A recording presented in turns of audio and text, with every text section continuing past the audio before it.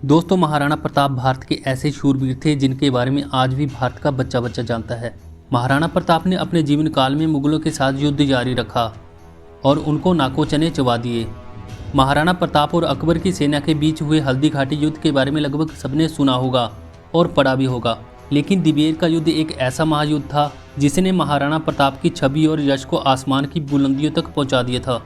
ये एक ऐसा निर्णायक युद्ध था जिसके बाद मुगलों ने मेवाड़ की तरफ आंख उठाकर नहीं देखा था। तो दोस्तों, आज हम इस वीडियो में बात करने वाले हैं दिवेर के युद्ध के बारे में, जिसे दिवेर शापली युद्ध के नाम से भी जाना जाता है। तो चलिए जानते हैं।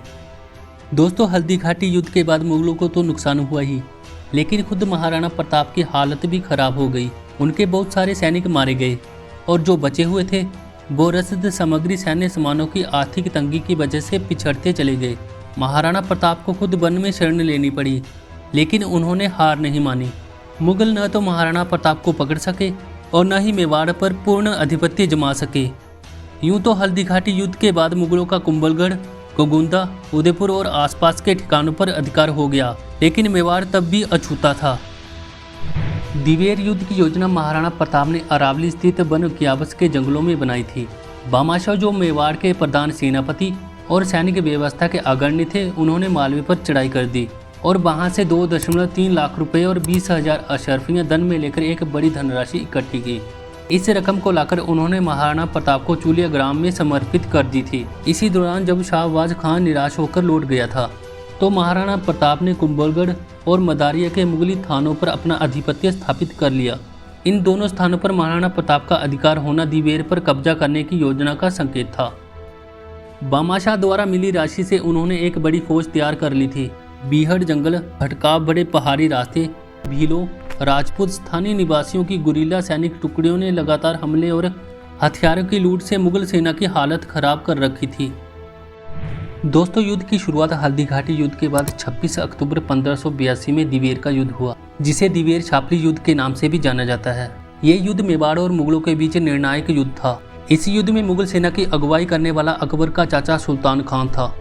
विजयदशमी का दिन था और महाराणा प्रताप ने अपनी नई संगठित सेना को 2 हिस्सों में विभाजित करके युद्ध का बिगुल फूंक दिया था। एक टुकड़ी की कमान स्वयं महाराणा प्रताप के हाथों में थी, तो दूसरी टुकड़ी का नेतृत्व उनके पुत्र अमर सिंह कर रहे थे। महाराणा प्रताप की सेना ने कुमार अमर सिंह के नेतृत्व में दिवेर के शाही थाने पर हमला कर दिया। यह युद्ध इतना भीषण था कि महाराणा प्रताप के पुत्र अमर सिंह ने मुगल सेनापति पर भाले का ऐसा वार किया कि भाला उसके शरीर और घोड़े को चीरता हुआ जमीन में धंसा और सेनापति मूर्ति की तरह एक जगह पर गड़ गया। तो उधर महाराणा प्रताप ने अपनी तलवार से बहलोल खान के सिर पर इतनी ताकत से वार किया कि उसे घोड़े समेत 2 टुकड़ों में काट दिया। स्थानीय इतिहासकार बताते हैं कि इस युद्ध के बाद कहावत बनी कि मेवाड़ के योद्धा सवार को एक ही वार में घोड़े समेत काट दिया करते हैं।